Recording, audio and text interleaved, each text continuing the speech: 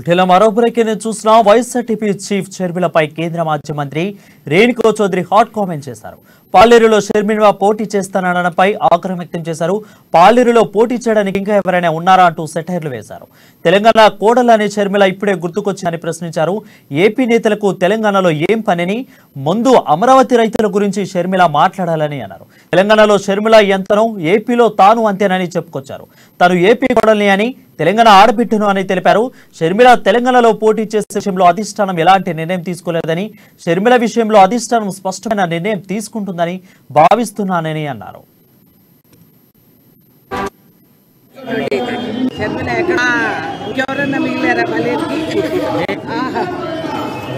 ఆమె డిసైడ్ అయిపోతే సరిపోయిందా? ఇవన్నీ అనవసరం. ఆంధ్రాలో ముందు అమరావతి రైతుల సమస్య పరిష్కరణ చేయమన్న అన్నేగాడు కూర్చొని ఉండేది. అంత రాజకీయ అనుభవం ఇది అవగాహన ఉన్నోళ్ళు అక్కడ పోతుంది.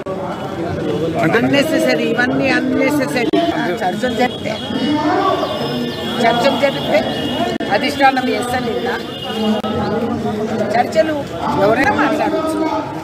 మాటల పైన GST లేదుగా.